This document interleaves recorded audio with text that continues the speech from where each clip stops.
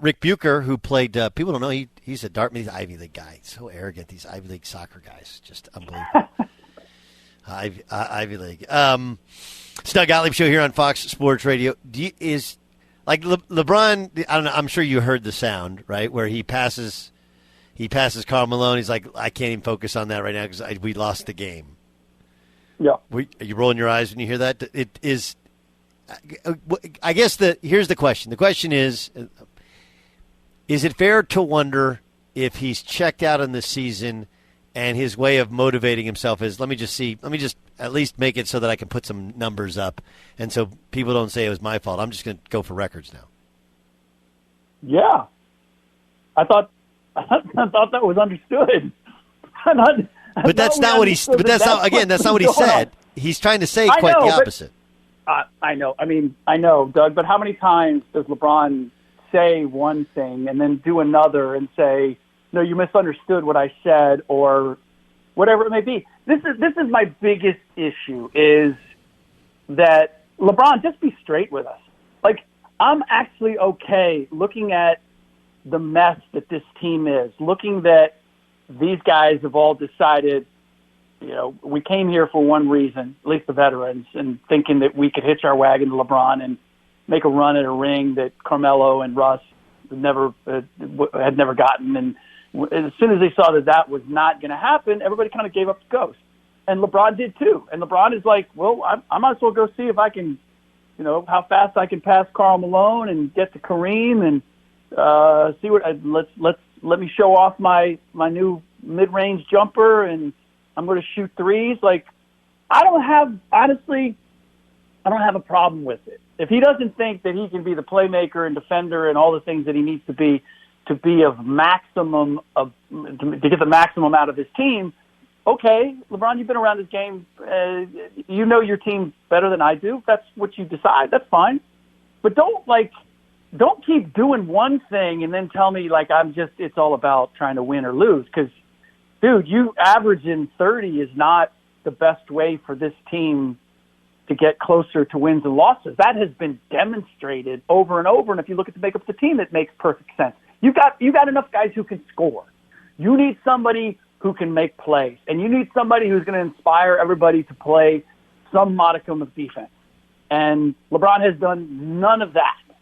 So he can say whatever he wants, but I just thought it was understood. He's chasing the scoring record, and why not, since there's nothing else to chase?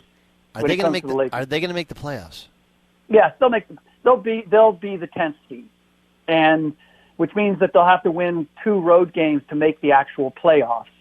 And I don't see that happening. Their record is 9 and whatever on the road, 9 and 22, something like that on the road. They don't play defense. If they don't play defense anywhere, they certainly don't play it on the road.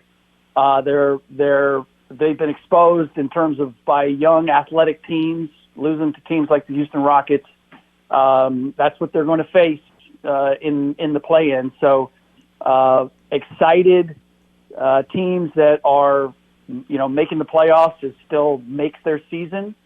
Young athletic teams like that, playing them on the road in their building, that's not a recipe for success when it comes to the Lakers.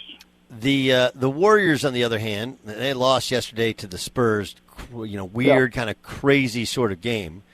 And obviously, I don't know how many people. Steph didn't play, but I thought Clay was better than he had been. Where are they in terms of how close are they to the peak that they want to be to compete for a title? They're not. I mean, they saw a glimpse of it when they had those guys together for a hot second. But the fact is that they need all 3 of those guys and Andre Iguodala to be healthy and close to their maximum capability. And then they're going to need 2 or 3 of the guys that have never vied for a championship or come close to it, the Jordan Pooles and the Andrew Wiggins, to play at a level that we've never seen them play before, because they're going to have to do it in the crucible of the playoffs. And all of that has to happen for them to contend for a title and have a chance of knocking off the Phoenix Suns in the Western Conference. And as of right now, it doesn't look like they're going to be that, which was always my concern with Clay and with Steph and Draymond and Andre. We look at those names, and the band is back together, and everybody was expecting them to pick up right where they left off the last time they were all together. And I'm like, it's 3-4 years later, and they're 3-4 years older, and they've got 3-4 more years of tread taken off of their tires. Like the injury fact, they've all suffered major injuries at this point. The idea that they're going to get back to 2016 is just not realistic. But you give them a puncher's chance of doing it, but it was more likely than not that they weren't. And as of right now, it's trending toward they're not. They'll still be a tough out, but there's no way that they should be considered anything close to the favorite in the Western Conference. All right, Jamal Murray in the G League, are the Nuggets a team that we should pay more attention to? No, I don't. With or without Jamal Murray, I don't think they take a significant leap forward. And everything that all the indications are. I mean, it's a little bit like a number of these guys. Brooklyn hanging out. When Ben Simmons gets back, like you get him back on the floor, and suddenly it's go time. Like you got to ramp up to being in game shape, and then being in playoff shape, and then having the endurance. Because we see these guys all the time. I think we saw it with Clay. Like you come back, your first game, your second game, kind of running on adrenaline.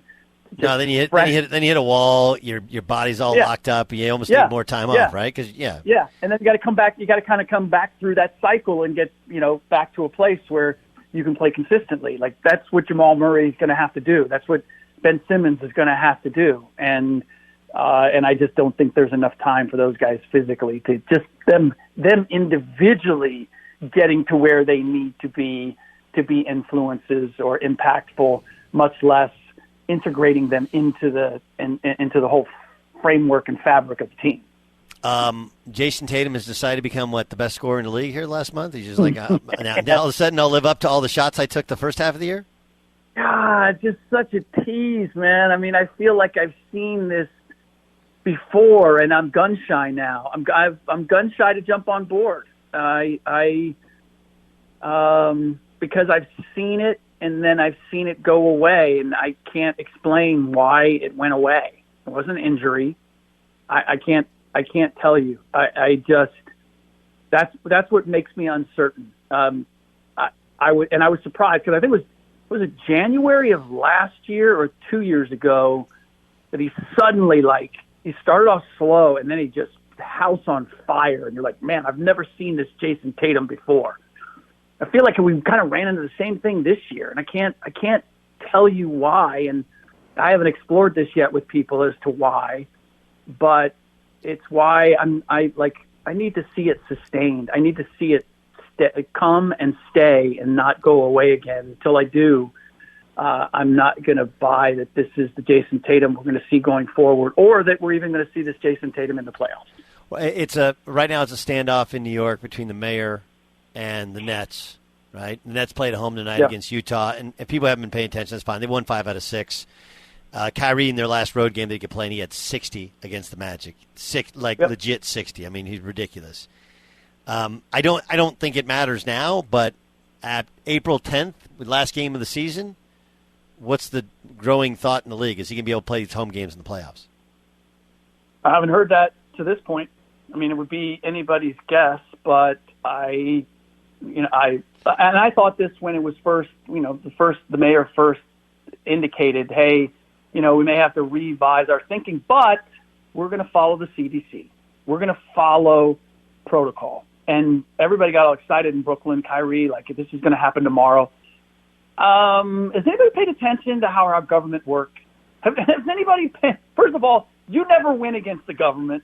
And 2, it never moves expediently. That never happens.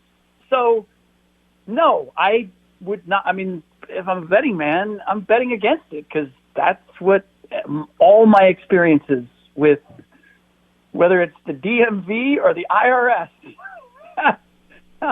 or the CDC, which I think technically is not a government office. But that said, obviously the New York Mayor's office is, and they're taking their direction from the CDC. So, no, I don't. And really, honestly, it doesn't matter. You can get Kyrie back tomorrow, and he can play the rest of the games. If you don't have Ben Simmons healthy, in condition, ready to play, the Brooklyn Nets don't have enough to win a championship. So what's his story?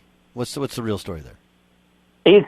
The real story is the reason that Steve Nash and the Nets are kind of circumspect and don't really like having to answer questions about the status of Ben Simmons is because Ben Simmons isn't working out or working with, from what I've been told, the Nets doctors or in rehabbing in their facility.